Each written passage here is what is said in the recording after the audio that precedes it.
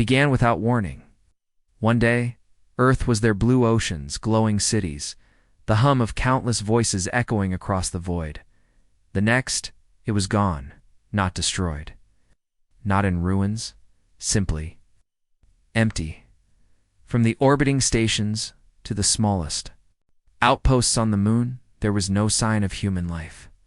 Automated beacons still blinked, satellites still drifted in their paths. But the people, billions of them, were nowhere to be found. Across the galaxy, the news spread like wildfire. Alien merchants who once traded in the bustling markets of Mars found their stalls abandoned. Diplomats sent urgent calls to their human counterparts, only to be met with static. The Galactic Council called an emergency meeting, but no one could agree on what had happened. Some said it was a mass evacuation. Others feared a catastrophe so fast and complete that no distress call could escape one species. The Carré claimed they had seen movement far beyond the mapped sectors, a long chain of faint energy signatures stretching like breadcrumbs into the cold, uncharted void. The readings were massive, larger than any civilian convoy. The first whisper came from the edge of the Orion Arm. It was faint, a signal so low and deep that most sensors ignored it as background noise. But in a quiet observatory orbiting a dead moon, an old alien listening post picked it up. The sound was not random. It had rhythm like a heartbeat. The operator, a thin-skinned Tathri named Viller, listened to it for hours. It pulsed slowly, almost lazily, but there was something unsettling in its tone. It did not feel like a call for help. It felt like an answer. Viller cross-checked the signal origin. The coordinates matched no known star systems, just an empty stretch of space, far beyond the mapped trade lanes. But what made his breath tighten was the fact that the pulse matched an older recording in the archives, one marked highly restricted. It was a fragment from thousands of years ago, recorded by a dying civilization. The warning label on it read, "Do not investigate." In the capital of the Galactic Council, the news caused uproar. The signal was not human, but the humans had been the first to respond to it. Multiple listening posts confirmed weeks before their disappearance. The human fleet had sent a transmission toward that same empty region. And now something was answering back. Council members argued endlessly. Was this why the humans had left? Were they chasing the source, or running from it? A few voices spoke of an old myth, whispered in forbidden records, the sleeper beyond stars. A predator sealed away when the first civilizations rose from the dust. Among those voices was a Cathari historian named Sorrel Din, who had studied forbidden archives for decades. He was summoned before the council, his eyes heavy with the weight of what he knew. In a voice that shook the hall, he told them the story. Long before our empires, before even our sons were born, there was a great darkness. It fed on worlds, on life itself. The first races fought it, and though they could not kill it, they trapped it in the empty places between galaxies. But they feared it might call to others. So they left warnings, scattered, hidden, buried in ice and stone. They swore that if it ever stirred again, all who heard its call must run. The council chamber was silent. Then a voice broke the stillness. In the humans, Sorrel's eyes narrowed. They did not run, they answered. Tension in the room turned to fear. Even the most warlike species knew better than to answer such a signal. But humanity, known for its stubbornness, had sent their largest fleet toward the darkness. While politicians argued, a lone exploration ship, the Rinvara, was sent to investigate the signal's path. Its captain, Lac Troon, was not one for myths, but he had seen the aftermath of human wars.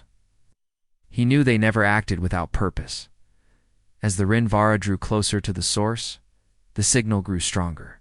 It began to shift, no longer just a pulse.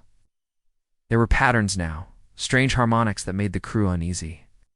Some swore they could hear words hidden in the static words spoken in their own childhood voices. On the fifth day, the signal broke through that comes entirely. Every speaker on the ship crackled with the same deep, resonant tone. And then it spoke, not in any one language, but in all of them at once. You are not the one I called. The crew froze. Lack tried to respond, but the voice spoke again, cutting through his words like a blade. Where are they? It could only mean the humans.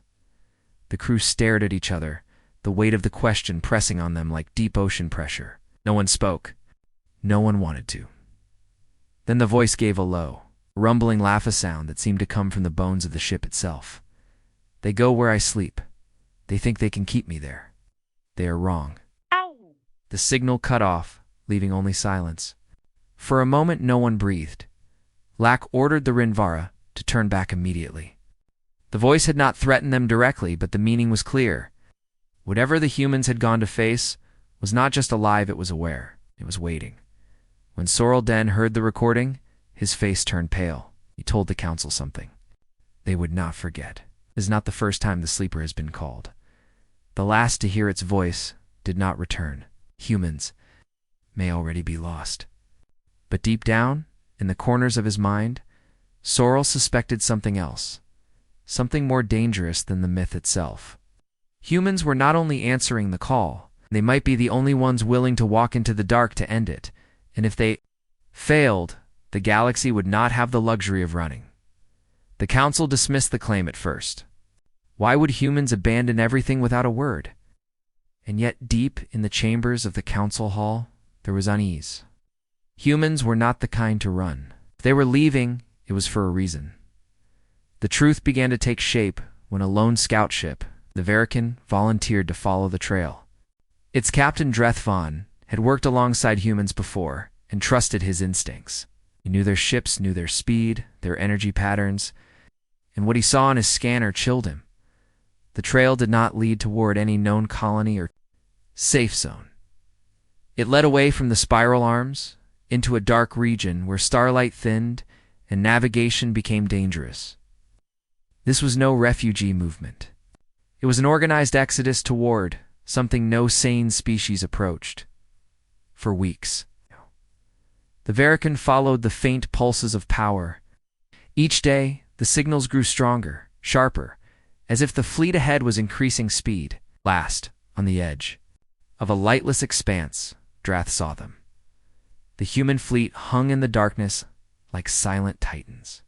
No running lights, no identification signals.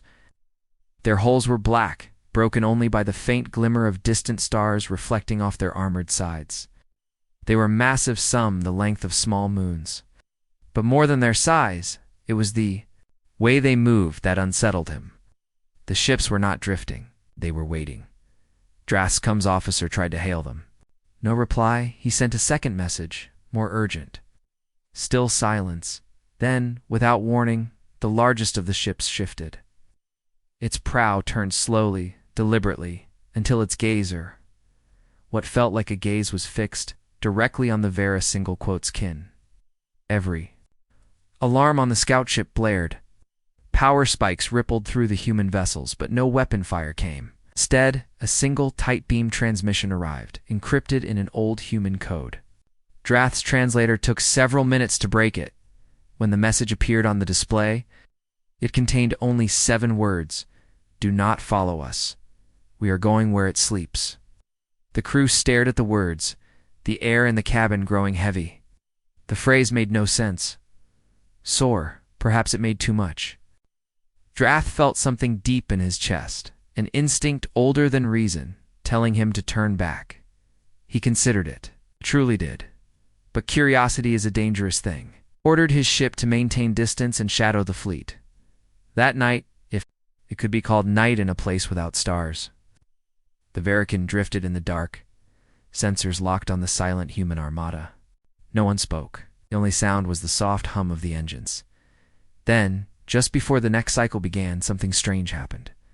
The space around the human ships shimmered, like heat over desert sand. One by one, the ships slid forward, not with the acceleration of engines, but as if the universe itself had shifted to carry them. The Verican sensors struggled to keep up. Distances warped, signals bent, and in less than a minute the human fleet was going to vanish into a place where coordinates lost meaning. Dr. Rath ordered a final sweep of the area. No energy trails, no residual radiation, or nothing to suggest they had ever been there. Back at the Galactic Council, his report was met with disbelief. Some claimed it was a fabrication, an attempt to stir panic. Others whispered about the old myths, legends of things older than the stars, imprisoned in the deep places between galaxies. Drath did not argue with them. He had seen the size of those ships, the silence of their departure, and the warning. In their message, humans were not fleeing for their lives. They were moving toward something they believed could wake, and the most disturbing part was not that they had gone. It was that they had gone alone. They had not asked for help. They had not explained. They had simply vanished and taken their war machines into the dark. Somewhere, in the cold between the stars, humanity was preparing to face a horror they feared, and for the first time in centuries, the galaxy wondered if Earth's silence was not an ending, but the first sign of something far worse. The human dreadnought drifted without power, its massive shadow blocking the faint light of distant stars. It had been found by accident, a ghost on the edge of known space, its identification markings half burned away. The ship was called the Atlas Crown, a name once known across the galaxy as one of Earth's most powerful war vessels. Now, it was silent. When the alien salvage ship Maravin approached, they expected wreckage from a battle.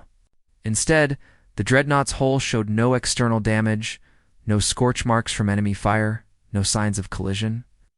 But as they drew closer, their scanners began to fail one by one.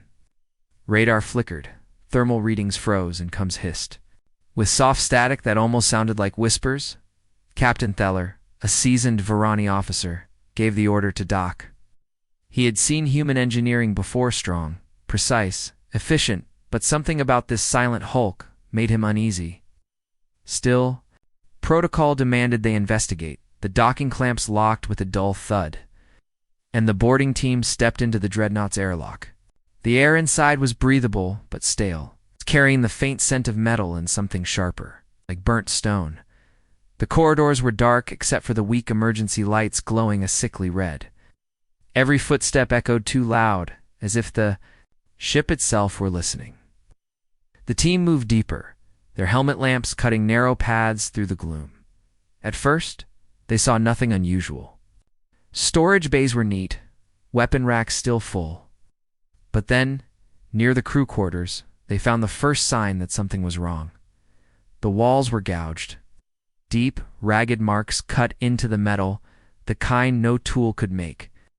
The edges were warped, as though something had melted and torn them at the same time. More disturbingly, the marks came from the inside, starting within the rooms and ripping outward into the corridor. Lieutenant Sarn, the youngest of the team, whispered over comms, "What could even do that? Human armor plating is thick enough." "To stop meteor strikes?" No one answered. The bridge was worse. The reinforced blast doors had been forced open from the inside. Not just forced, they looked as though they had bubbled, the metal flowing like wax before splitting apart. The consoles inside were dark, their surfaces scratched with strange curling symbols that no one recognized. At the center of the bridge was the captain's chair. The seat was empty, but the restraints were shredded. And on the floor before it lay a single object, a helmet. Captain Theller bent to pick it up. The visor was cracked, but inside was a black residue clinging to the lining. It was not dried blood. It was thicker, darker, and it pulsed faintly as though it were alive. They brought the helmet back to the Maravin science bay. Theller's chief analyst, a calm, four-eyed researcher named Velek, began scanning it. At first, the readings were normal carbon metals, traces of human skin cells. Then the scanner shut down with a sharp crack, its display going black. Before Velek could restart it, the helmet's comms unit activated on its own. A voice came through. It was human. It was the voice of Captain Rourke, the Atlas Crown's commander. But it was wrong. The tone was slow, each word drawn out like it was being spoken underwater. "They're here. They talk to us." Static. Swallowed the rest, but another sound pushed through, the same deep, rumbling tone heard in the mysterious signal weeks earlier. Velek froze. "It's the same frequency from the sleeper call." Theller felt his throat tighten. This ship, it found it. When they returned to the dreadnought to search further, the air had changed. The stale stillness was gone. The corridors seemed warmer. The lights flickered more often, and the whispers in the coms grew louder. In the engineering bay, they found the black box recorder. It was cracked, but functional. Back on the Maravan, Vilek began playback. The first logs were routine status. Reports, crew shifts, weapon checks. Then came a new entry. Audio log 12, first contact confirmed. It spoke to us before it appeared. We all heard it in our own languages. Some of the crew cried, others laughed. I couldn't move. The next logs were shorter, more frantic. Audio. Log 17. It's not a ship. It's not an animal. It's everywhere. Audio log 19. We tried to fire. The rounds disappeared before impact. Then, the final entry. Audio log 22.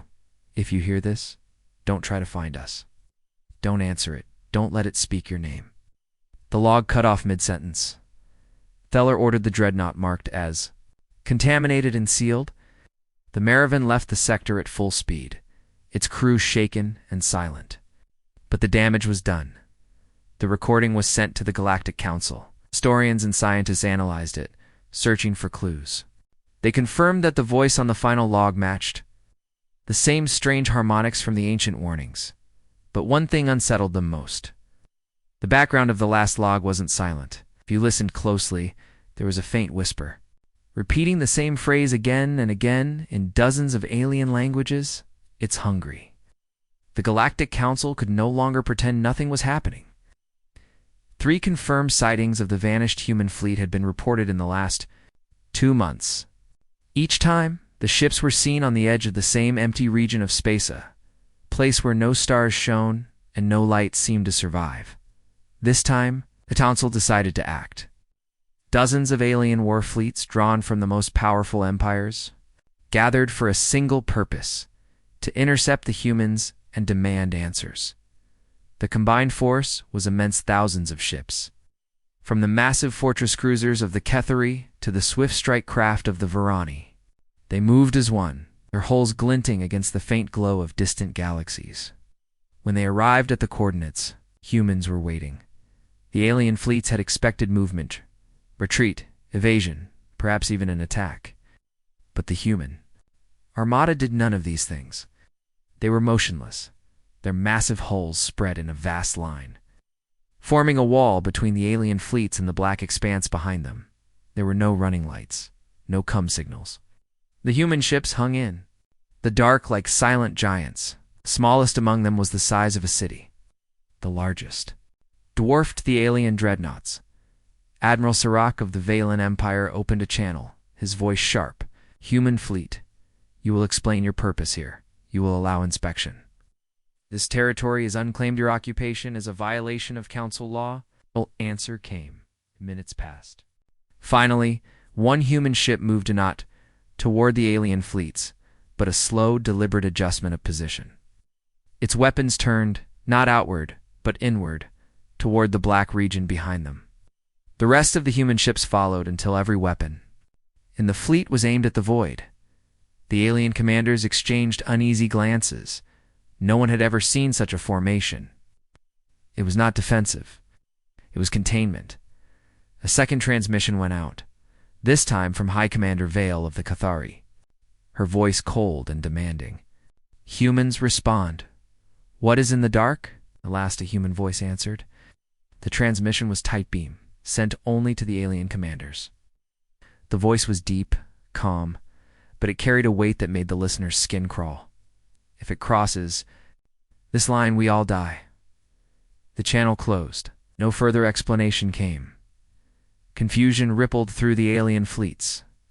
Some believed it was a bluff and excuse for the humans to seize territory.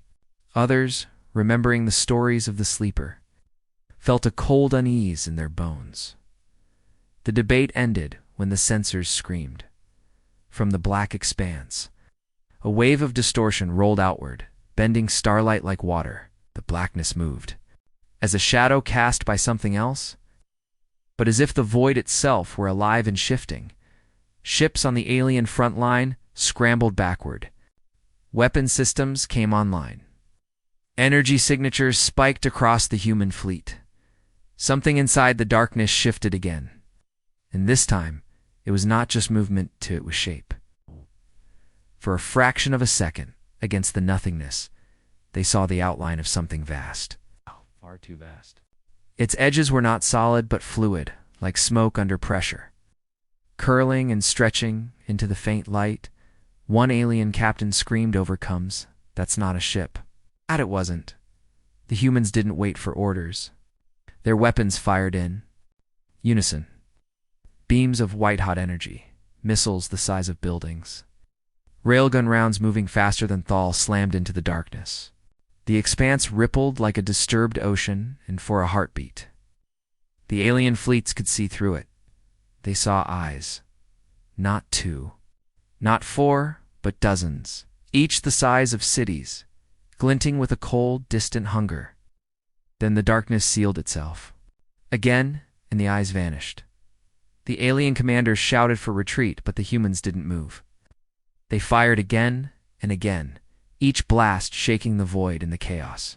Admiral Serac demanded another transmission to the human flagship.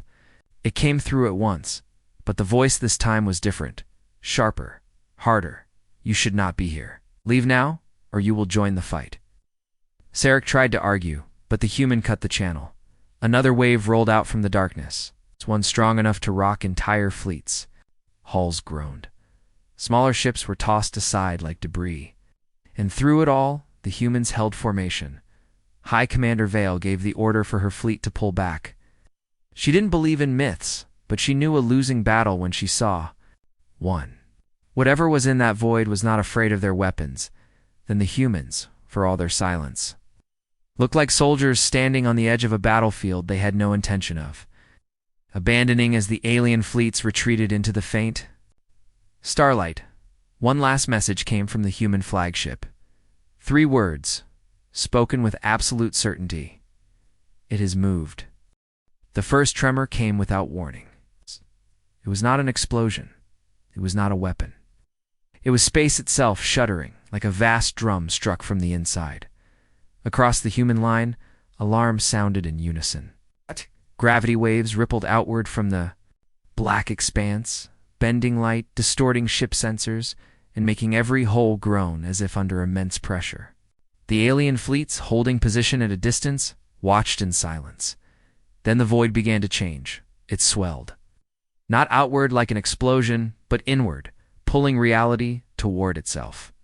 Stars at its edge seemed to stretch and twist before vanishing. Entirely. The shape of the blackness warped, bending as if something inside was pressing against an invisible barrier. Human weapons lit up the dark. Planet killer beams roared through the emptiness. Missiles exploded in searing blossoms of light. And kinetic rounds ripped across space at impossible speed. The firestorm struck the center of the distortion, yet the void swallowed everything. Not even the faintest flare marked an impact. Admiral Kane, commanding the human flagship Iron Resolve, sent a tight beam to his fleet. "Hold the line. No matter what comes through, it doesn't pass us." The alien fleets could hear parts of the human chatter through stray cum leaks. Some voices were steady. Others shook. All of them were ready to die. Then it happened. The void split. Not like a door, but like skin tearing under claws. A jagged wound opened, revealing a searing light from somewhere impossibly far away. From that light came movement slow, deliberate, terrifying in its scale. A limb emerged. It was not metal, not flesh, not anything that belonged to a living thing. Yet it moved like it was alive. Its surface shimmered and writhed, as though made of shadows trapped in glass. Fragments of space clung to it like it had torn pieces, of reality loose as it came through. The human fleet opened fire again, this time with weapons no alien had ever seen. Enormous projectiles launched from railguns cracked space with their speed. Lance beams burned so bright they left afterimages even in the vacuum. For a heartbeat, the thing in the void paused. And then it spoke. Every comm system, every personal communicator, every open channel across both human and alien fleets carried the same deep voice. It was not sound, but it felt like it. The words were not heard so much as they were felt, resonating in the bones, in the air, in the mind. Your walls are thin. The voice was followed by laughter, not loud, not mocking, but slow and almost gentle. The way a predator might look at prey that had no chance of running. The second limb emerged, then a third. The shape inside the tier was vast beyond comprehension. No ship, no fleet, no planet could match its scale. The human fleet did not break. They moved closer, tightening their formation, creating a solid barrier of overlapping fields and weapon arcs. Their ships burned with constant fire, sending everything they had into the rift. From the alien observation lines, the sight was both terrifying and beautiful, humanity standing, like a wall of fire before something that should not exist. Admiral Kane's voice cut through the chaos. Remember the plan. If it tries to breach, focus on the core. Ignore the limbs. We cut it where it bleeds. But the limbs did not strike forward. They reached outward toward the edges of the human line, sweeping slowly, testing. Where they touched, space rippled violently. Ships caught in the ripples, twisted apart without a sound, their pieces spinning away like drifting ash. The Iron Resolve fired a weapon that made even the alien observers recoil. A massive spear of compressed matter shot forward, its trail tearing, tiny holes in space as it went. When it hit the nearest limb, there was a flash not of light, but of absence. For a fraction of a second, part of the limb simply wasn't there. The creature paused again. Then the voice returned, quieter, more curious than angry. You are not afraid to bleed. Gravity waves surged, stronger this time. Alien fleets far from the front staggered under the force. Nearby stars flickered, their light bending unnaturally. And deep inside the rift, the searing light dimmed, placed by something darker still. The voice came again, this time to everyone. They think they can keep me here. They are wrong. They will come inside. All of them. On the Iron Resolve, Admiral Kane stood without moving, his eyes fixed on the rip. He knew exactly what the voice meant. It wasn't trying to escape into their galaxy. It was trying to pull the humans into its world. And Kane knew one terrible truth. If the thing succeeded in dragging them through, nothing. No wall, no fleet. No star would stop it from coming back. The galaxy had stopped searching for humans. The great councils had declared them lost beyond retrieval, a dead species that had chosen exile over life. But in the shadowed regions of space, whispers still carried, whispers of sightings, whispers of things that did not match any known ship design, whispers of cold shadows that drifted behind fleets and then vanished before scans could catch them. On the industrial planet of Maratus 4, a strange event unfolded. The planet's security grid, a net of advanced detection satellites, picked up a faint signal, almost like a heartbeat, far beyond the outer orbit. At first, the operators thought it was a glitch. But then the heartbeat turned into a steady pulse. Something was approaching. It didn't come in fast. It didn't announce itself. It just moved closer. Commander Varen, a veteran of border. Patrols watched the display with growing unease. The incoming object was large. Too large. Bigger than the largest known dreadnought in the Galactic Navy, but its energy readings were low, almost dormant, like a drifting husk. Is it a derelict? His second-in-command asked. No, Varen said quietly, his eyes narrowing. A derelict doesn't move like it knows where it's going. The object slipped past the first satellite without any reaction, as though the sensors barely noticed it. Then past the second and the third. No alarms were triggered, just the same soft pulse on the screen. Then the message came. From? The object, but from deep within the system's archives. A file that hadn't been opened in 200 years. It was marked in bright red. Do not engage origin. Sol system. What? Varen felt the air in the control room grow heavier. Everyone knew the Sol system belonged to the humans. The planet's leaders were informed within minutes. And panic spread quickly. Some argued to open communications, others to launch the defense grid. But before any decision could be made, the object entered orbit. Only then did they see it clearly. It was not like any ship they had ever seen. It had no smooth lines, no banners of an empire, no bright lights. Its surface was jagged, armored in overlapping plates like the hide of some ancient predator. Portions of it seemed to move, shift, and lock into place as if the ship itself was alive. And then it opened. Panels slid apart, revealing a deep black void inside. From that darkness came hundreds of smaller shapecraft that looked like fangs. Each one silent, each one moving with perfect coordination. The fleet commander of Maraudus 4 ordered the planetary shields raised, but it was already too late. The small craft moved faster than any known fighter. They didn't fire weapons at first, they simply surrounded the orbital defense platforms, cutting off any escape. Then a voice echoed through every communication channel at once. "We warned you not to follow us? We warned you what we were holding back." It was a human voice. Calm, cold, the transmission cut. In the next second, every defense platform on Maraudus 4 went dark. No explosions, no damage, just gone, as though the systems had been erased from existence. From the planet's surface, citizens watched as the giant ship above shifted again, its form twisting until its front seemed to split apart. Inside was something glowing faintly, a shape that made no sense. Something too large to be a weapon, but too terrible to be anything else. Varen stared at the screen, a sinking realization in his gut. This was not a warship, it was a prison, and whatever was inside was awake. The thing inside the human ship was moving at first. The watchers on Maraudus 4 thought it was some form of weapon, massive, mechanical, and meant to intimidate. But as the black plates shifted apart and the inner chamber became visible, the truth made the blood drain from their faces. It was alive. Its body was obscured by layers of shifting armor.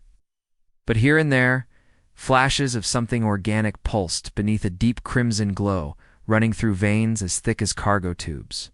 The chamber that held it wasn't a hangar. It was a containment cell, sealed with dozens of barriers, each marked with human warning symbols. No alien in the room could fully translate. "Commander." Varen's voice was barely a whisper. "Why would anyone build a ship around that number?" One had the answer. The human voice returned over the comms, low and measured, as if addressing children who had ignored too many warnings. "This is why we stayed away. This is why we built the monster ship. We kept it here, away from your worlds, away from everything you hold dear. And now you've drawn us out." Across the planet, panic turned into hysteria. The Planetary Council demanded the humans leave immediately, take their cargo elsewhere. But the human commander only replied, "It doesn't work like that." A deep vibration rolled through space, not from engines, but from the creature itself. The glow inside it intensified, and the jagged armored plates of the human ship shifted. To lock tighter around the cell, it was straining against its prison. Varen realized with horror this wasn't the humans' weapon. It wasn't their ally. It was their enemy. And yet, they were the only ones who could control it. One of the smaller Fang. Ships detached from the formation and approached the Planetary Council's orbital station. It docked without permission. Moments later, human soldiers in black armor stepped out, their helmets completely sealed. Their weapons unlike anything seen before, they moved with silent precision. Taking positions in the council chamber without firing a shot, then their leader spoke not to the aliens present, but to the humans watching through some unseen network. Containment Protocol 7 is now in effect. Planet Maraudus 4 will be converted into a quarantine zone. Civilian evacuation is not. Authorize.